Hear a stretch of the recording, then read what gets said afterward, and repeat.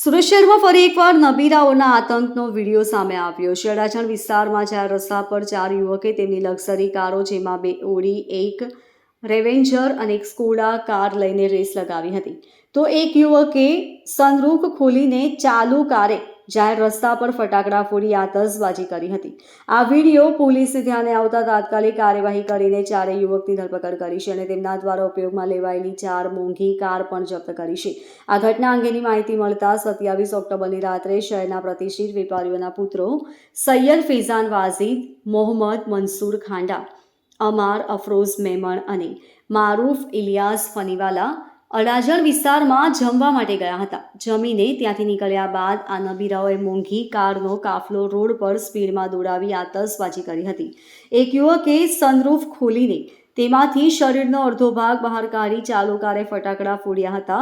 આ સ્ટન્ટ માત્ર તેમના પોતાના માટે જ નહીં, પરંતુ તે સમયે રોડ પરથી પસાર થઈ રહેલા અન્ય વાહન ચાલકો અને રાહદારીઓના જીવનને જોખમમાં મૂકે તેવો હતો। સદનસીબે કોઈ મોટી દુર્ઘટના સર્જાય તે પહેલા આ બેફામ કૃત્યોનો વિડીયો વાયરલ થતાં પોલીસ તંત્ર હરકતમાં આવ્યું હતું। પોલીસે વિડીયોમાં દેખાતી કારોના નંબર પ્લેટના આધારે તાત્કાલિક તપાસ શરૂ કરી હતી અને ગણતરીના કલાકોમાં જ આ ચારેય યુવકની ઓળખ કરી તેમની ધરપકડ કરી લીધી હતી।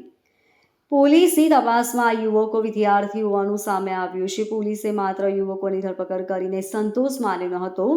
કાયદાનું કડક પાલન થાય અને આવા જોખમી કૃત્ય કરનારા અન્ય યુવકોને પણ દાખલો મળી રહે તે હેતુથી આ યુવકો દ્વારા સ્ટન્ટમાં ઉપયોગમાં લેવાયેલી ચારેય લક્ઝરી કારોને જપ્ત કરવામાં આવી છે। પોલીસ દ્વારા પૂછપરછ કરવામાં આવતા ચારેય યુવકોએ આખરે પોતાનો ગુનો કબૂલ્યો હતો।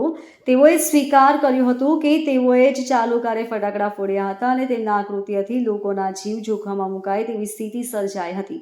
પકડાયા બાદ આ નબીરાઓએ તેમના બેફામ વર્તન બદલ પોલીસ समक्ष माफी પણ માંગી હતી। 27 तारीख को हम गाड़ी लेकर पाल आरटीओ रोड पर निकले थे। उस दौरान मैंने सनरूफ में से निकलकर पटाखे फोड़े थे। पब्लिक को जान का जोखम हो ऐसा काम किया था हमने। अब अगली बार मैं कायदा कानून हाथ में नहीं लूंगा। Bureau report LK star news, सूरत।